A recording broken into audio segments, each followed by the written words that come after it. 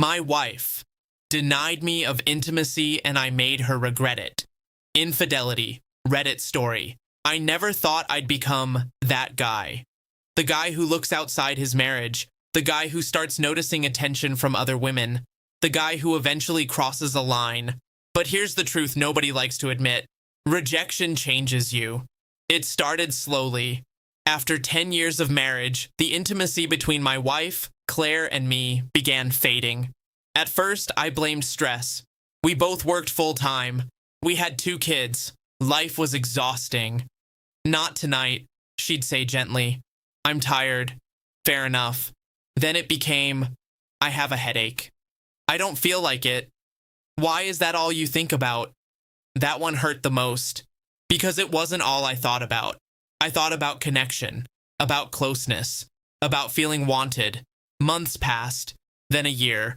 We went from once a week to once a month, to almost never. I tried talking about it calmly. I feel disconnected, I told her one evening. She sighed like I was asking for something unreasonable. Is that all our marriage is to you? Physical stuff?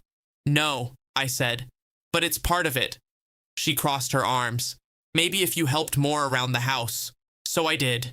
I cooked more, cleaned more, took the kids out on weekends so she could relax. Nothing changed. Every time I initiated anything, she'd pull away. Sometimes she'd roll her eyes.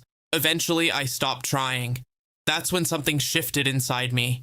Rejection doesn't just kill desire, it kills confidence. I started wondering if I was unattractive, boring, undesirable.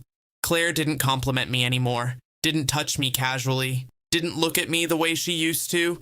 We became roommates, polite, functional, empty. Then came the office party. I almost didn't go, but my coworker Jenna convinced me. It'll be good for you, she said. You never come out. Jenna was different. Warm, easy to talk to. She laughed at my jokes. Not forced laughter, real laughter. That night, she told me something simple that I hadn't heard in years.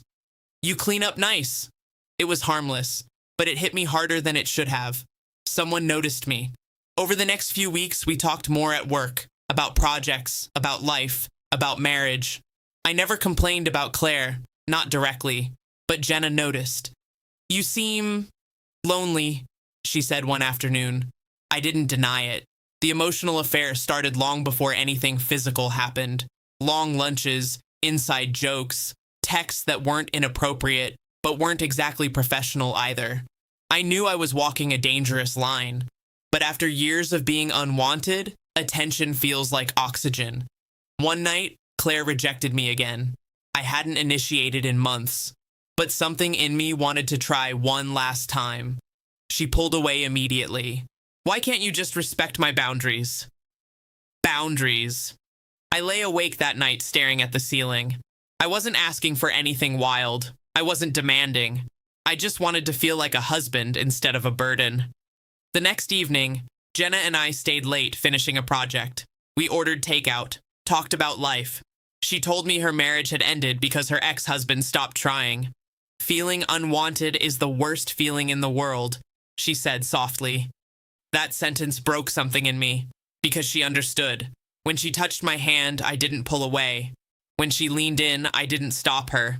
And when I crossed that line, I told myself it wasn't revenge. But if I'm honest, part of it was. Not to hurt Claire, but to prove to myself I still could be wanted. The affair lasted 3 months. It wasn't just physical. It was emotional validation, compliments, laughter, warmth.